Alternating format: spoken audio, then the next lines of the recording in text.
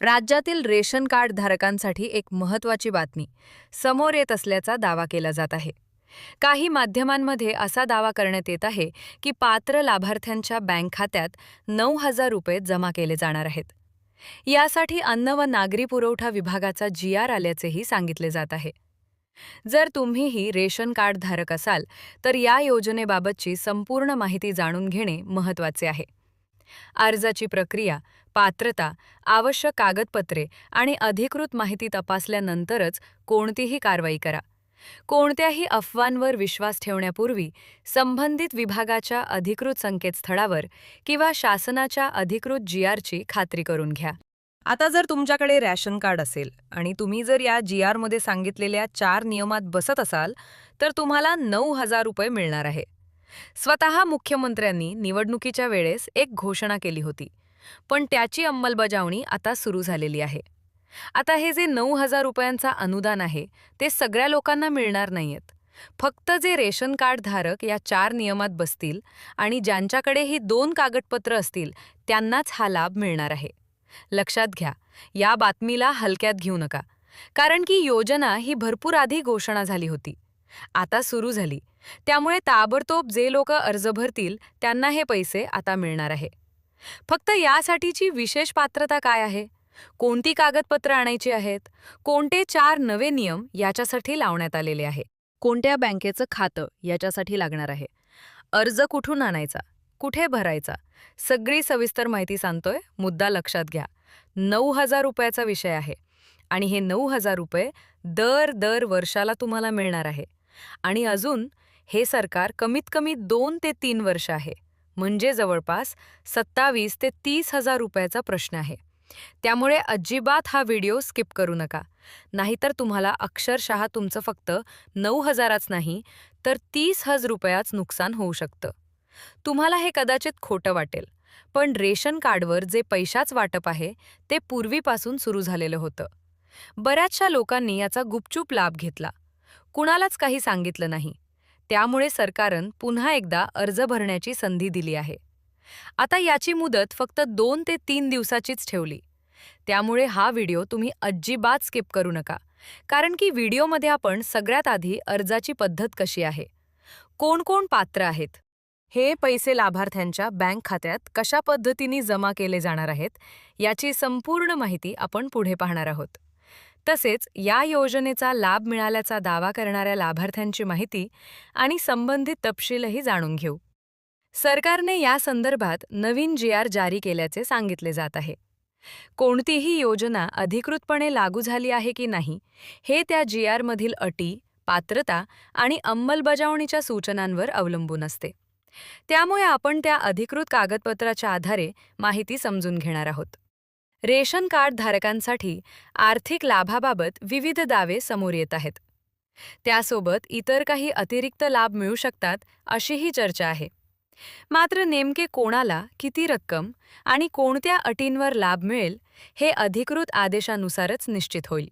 जर या योजनेसाठी अर्ज आवश्यक असेल तर तो अर्ज कसा भरायचा, कोणती कागदपत्रे लागतील आणि अर्ज केल्यानंतरची प्रक्रिया काय असेल याबाबतची माहितीही आपण सविस्तर पाहू. राज्यातील सर्व जिल्ह्यांसाठी लागू असलेल्या आदेशांची माहिती आणि अन्न व नागरी पुरवठा विभागाने जारी केलेल्या अधिकृत दस्तऐवजातील महत्त्वाचे मुद्दे देखील आपण समजून घेणार आहोत. त्यामुळे शेवटपर्यंत ही माहिती लक्षपूर्वक पहा आणि कोणतीही कारवाई करण्यापूर्वी अधिकृत GRची खात्री करून घ्या. सगळ्यात आधी कागदपत्रांच्या अटी काय आहेत, सरकारचा GR काय सांगतो, अर्ज कुठून आणायचा, कुठे भरायचा, कशा पद्धतीने हे सगळं करायचं, कोणत्या चुका करायच्या नाही, कारण की एक जरी चूक जरी झाली तर हे पैसे मिळणार नाही. लक्षात घ्या, 27 ते 30,000 रुपयाचा प्रश्न आहे. पहा आता, केंद्र सरकारनं पिवळं, केशरी आणि पांढर रेशन कार्ड अशा पद्धतीचे जे रेशन कार्ड धारक आहेत यांच्यासाठी एक विशेष योजना लागू केली. त्या सूचनेच त्यांच्या सांगितलेलं तुम्ही पालन केलं तर तुम्हाला पैसे मिळतील. आता पहा, महाराष्ट्र शासनाचा एक महत्त्वाचा GR आलाय, जो राज्य सरकारने आत्ताच जाहीर केलाय. आता या योजनेबाबतच्या अधिकृत माहितीनुसार पुढील प्रक्रिया समजून घेऊया. ही माहिती काळजीपूर्वक ऐका, कारण पुढील मुद्दे तुमच्यासाठी महत्त्वाचे ठरू शकतात. सर्वात आधी प्रश्न येतो की लाभाची रक्कम किती असू शकते? त्यासाठी कोणती प्रक्रिया करावी लागेल? जर अर्जाची अट असेल तर अर्ज भरावा लागेल आणि त्यासोबत आवश्यक कागदपत्रेही सादर करावी लागतील. तसेच प्रत्येक रेशन कार्ड धारकाला लाभ मिळेलच असे नाही. यासाठी शासनाने काही पात्रता निकष निश्चित केलेले असू शकतात आणि त्या अटी पूर्ण करणाऱ्यांनाच लाभ मिळू शकतो. राज्यातील पात्र रेशन कार्ड धारकांना आर्थिक मदत देण्याबाबत विविध माहिती समोर येत आहे. त्यामुळे पात्रता, आवश्यक कागदपत्रे, अर्जाची प्रक्रिया आणि लाभार्थी यादी याबाबतची माहिती समजून घेणे गरजेचे आहे. पूर्वी या योजनेबाबत घोषणा झाल्याची आणि काही लाभार्थ्यांना फायदा मिळाल्याची चर्चा होती. तसेच काहींनी अर्ज न भरल्यामुळे त्यांना लाभ मिळाला नव्हता, अशीही माहिती समोर आली होती. आता अर्जाची प्रक्रिया पुन्हा सुरू झाल्याचा दावा केला जात आहे. पात्रतेच्या अटींबाबत बोलायचे झाल्यास काही विशिष्ट प्रकारच्या रेशन कार्ड धारकांनाच लाभ लागू होऊ शकतो. तसेच कुटुंबाच्या वार्षिक उत्पन्नाची अटही लागू असू शकते. त्यामुळे अर्ज करण्यापूर्वी स्वतःची पात्रता तपासणे आवश्यक आहे. या प्रक्रियेसाठी उत्पन्नाचा दाखला, रेशन कार्ड, आधार कार्ड, बँक खात्याचा तपशील आणि इतर आवश्यक कागदपत्रांची गरज लागू शकते. कोणती कागदपत्रे आवश्यक आहेत आणि अर्ज कसा भरायचा याबाबतची माहिती आपण पुढे सविस्तर पाहणार आहोत. आता 2026 मध्ये या योजनेची प्रक्रिया कशी असू शकते ते समजून घेऊया. सर्वात महत्त्वाचा प्रश्न म्हणजे अर्ज कसा करायचा. ही माहिती काळजीपूर्वक ऐका. या योजनेसाठी अर्ज ऑफलाईन पद्धतीनं स्वीकारला जाऊ शकतो. म्हणजे अर्जाचा फॉर्म घ्यायचा, तो पूर्ण भरायचा, आवश्यक कागदपत्रांच्या प्रती जोडायच्या आणि संबंधित कार्यालयात जमा करायचा. आता पात्रतेच्या अटींकडे वळूया. सर्वप्रथम काही विशिष्ट प्रकारच्या रेशन कार्ड धारकांनाच या योजनेचा लाभ लागू होऊ शकतो. त्यानंतर कुटुंबाच्या वार्षिक उत्पन्नाची अट लागू असू शकते. तसेच कुटुंबातील कोणतीही व्यक्ती नियमित सरकारी सेवेत नसावी अशी अटही असू शकते.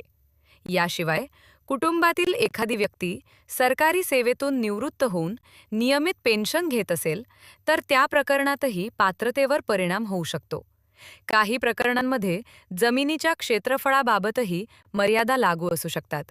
त्यामुळे अर्ज करण्यापूर्वी सर्व अटी काळजीपूर्वक तपासणे आवश्यक आहे. आता आवश्यक कागदपत्रांची माहिती पाहूयात. साधारणपणे उत्पन्नाचा दाखला, रेशन कार्ड, 7/12 उतारा लागू असल्यास, आधार कार्ड, बँक पासबुकची प्रत आणि इतर आवश्यक कागदपत्रे अर्जासोबत जोडावी लागू शकतात. लाभाची रक्कम थेट लाभार्थ्याच्या बँक खात्यात जमा केली जाऊ शकते. मात्र कोणत्या जिल्ह्यांमध्ये कोणत्या लाभार्थ्यांना आणि कोणत्या योजनेअंतर्गत हा लाभ दिला जाईल हे संबंधित शासन निर्णय आणि अधिकृत मार्गदर्शक सूचनांनुसार निश्चित केले जाते. म्हणून कोणतीही माहिती अंतिम मानण्यापूर्वी संबंधित विभागाचा अधिकृत GR आणि शासनाची सूचना अवश्य तपासा. तुम्ही महाराष्ट्रातील कोणत्या जिल्ह्यातून हा व्हिडिओ पाहत आहात ते कमेंटमध्ये जरूर सांगा. अशीच शासनाच्या योजना आणि अपडेट्स जाणून घेण्यासाठी चॅनलला सबस्क्राईब करायला विसरू नका.